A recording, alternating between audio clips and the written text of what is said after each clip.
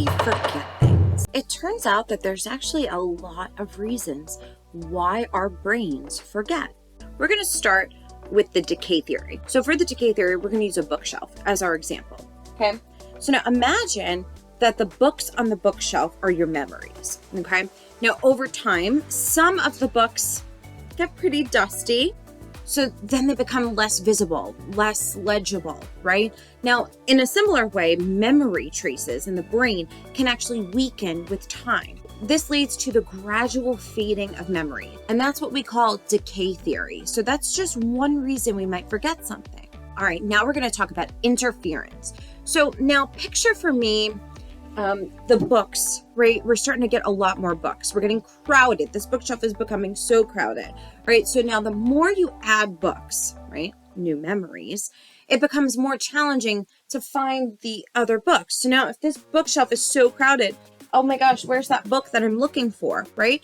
So the same thing happens with memories. The new memories can start to interfere with the old ones, and then it becomes hard to recall.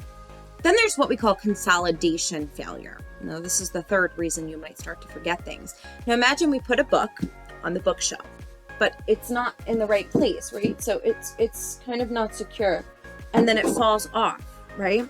Now, in that case, it hasn't been effectively consolidated on the shelf. Now, in a similar way, the consolidation process is disrupted in the brain, then new memories may not be properly formed and stored. Because if we don't put that book in the right place, then the other ones may actually not fit either, and everything kind of becomes a big mess here. So that's the consolidation failure. That's the third reason that our brains start to forget things. Then there's what's called inadequate retrieval cues. Okay, so now here I am. I'm looking for a book on the bookshelf. Where is that book I'm looking for? I can't find it. I can't remember the color of the book, the title of the book, the author of the book. I can't remember anything. There's no cues here for me. So now it becomes difficult to find the book, right? Even if it's still here, I just can't find it. So in a similar way, without the proper retrieval cues, it can be hard to access a specific memory in the brain. Then there's the fifth reason we forget things, and this is called motivated forget. Now imagine we hit a book, right? This book has really embarrassing details in it. So we hide it, right? I'm gonna hide it. Put it under this pillow here, okay? Now it's here, right? So we're unconsciously suppressing or repressing memories that are just emotionally painful or traumatic for us to remember. Now, the sixth reason we forget things is because our brain ages and degenerates, right? And so let's use the bookshelf again. The bookshelf's getting old. It's less stable. It's starting to shake a little bit. The books are getting really disorganized.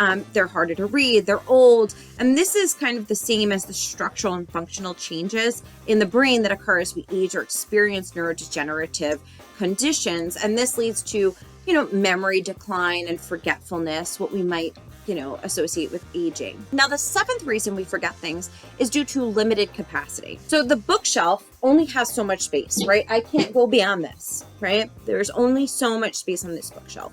And so when it gets full, now I need to start taking books off the shelf. I need to rearrange them, right? I gotta get rid of some of those older books, and I gotta make room for new ones. There's only so much space here.